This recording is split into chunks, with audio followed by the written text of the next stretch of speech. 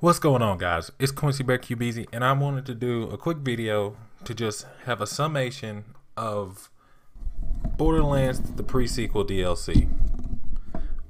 Was it worth it? I think this is probably one of the hardest questions to answer because we were just delivered one of the best DLCs I've ever played in a video game in the Claptastic Voyage. We were also given Aurelia and the Doppelganger, which were actually really good as well. But then Gearbox, before all that, Gearbox gave us the Holodome Onslaught DLC, which really was very disappointing at first.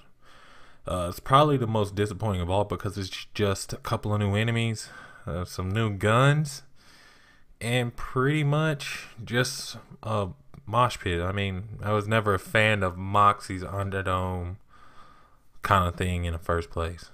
That kind of stuff. Mad Moxie's, whatever the hell that was.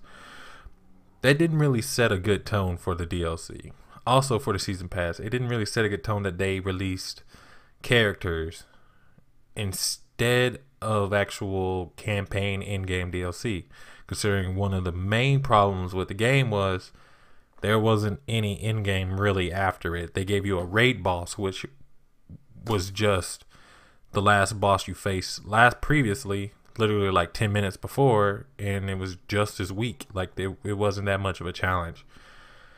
I feel like they really missed an opportunity at that point to start with a good campaign DLC.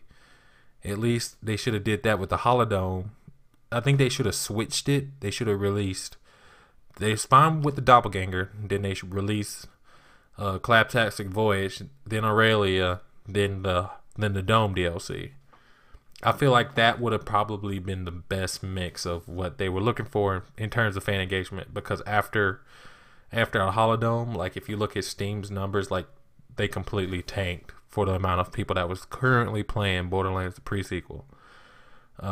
Hopefully they fix this with Borderlands 3, and I think keeping DLC story based, or at least if you're going to offer a season pass and make 3 out of the 4 story DLC, kind of like with Borderlands 2, that would be great.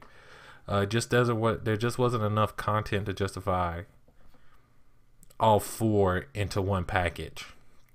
Now, Claptastic Voyage was amazing. It's probably like I said earlier, it's the best one that I've ever played before in terms of DLC, besides Mass Effect DLC.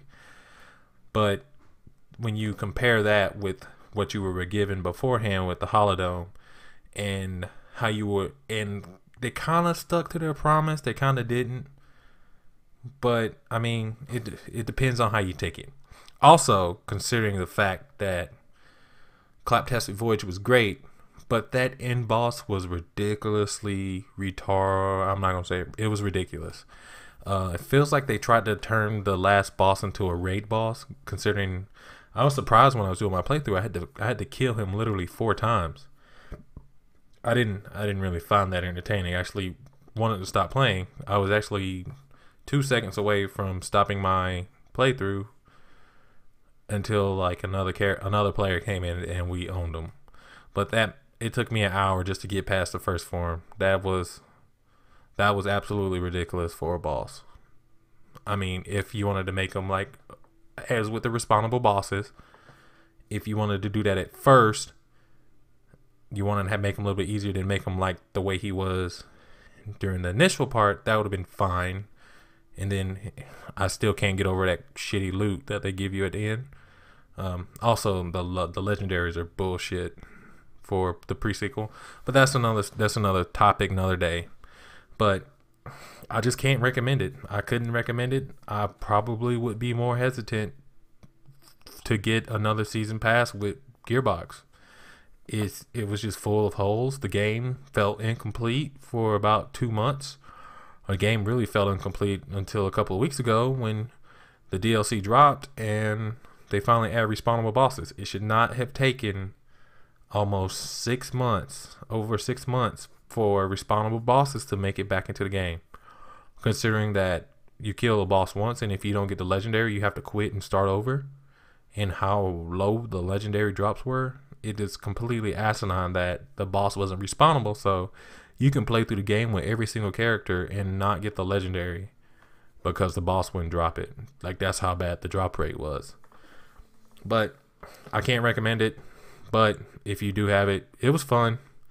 I would definitely be more hesitant on purchasing another season pass from Gearbox.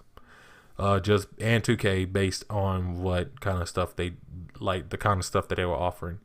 But I did have fun in Claptastic Voyage until the last boss segment. But I can't recommend it, and I'm an avid Borderlands fan. It's been Quincy Bear QBZ. Have a good one. Bye.